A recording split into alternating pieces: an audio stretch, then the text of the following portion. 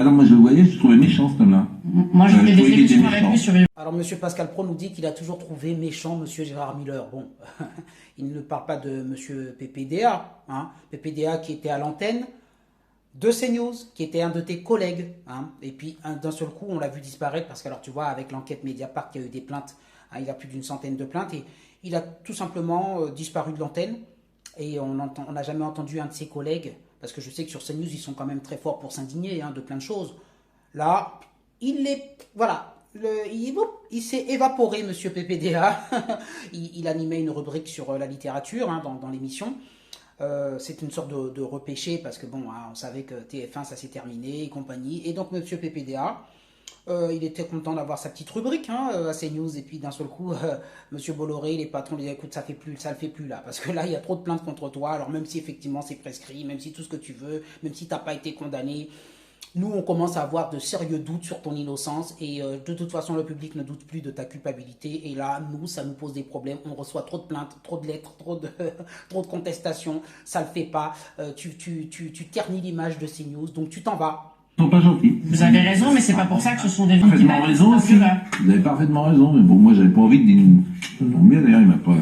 Je rentrais pas dans ces.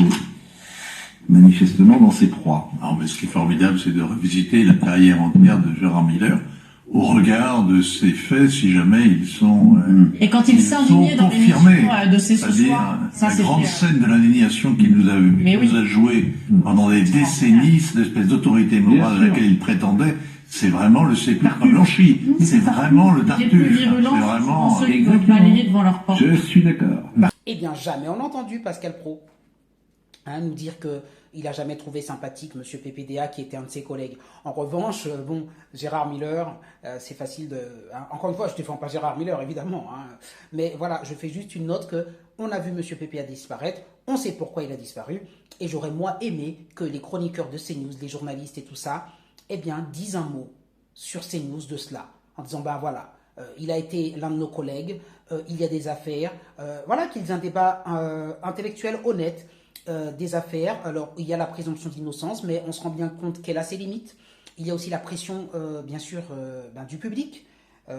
Et quelque part, eh bien, j'ai envie de dire que quand il y a une accumulation de plaintes, eh bien, j'ai bien envie de vous dire que la présomption d'innocence, moi je l'ai toujours dit, elle a ses limites. Et quelque part, on s'assoit dessus et quelque part, ben, on se fait notre jugement et on a quand même si c'est un tribunal médiatique, une forme de condamnation morale et une forme de certitude que si la justice le déclare innocent, jusqu'à présent en tout cas le déclare, voilà, exempt de tout reproche puisqu'on ne peut pas, puisque ce sont des faits prescrits, eh bien nous avons notre jugement moral.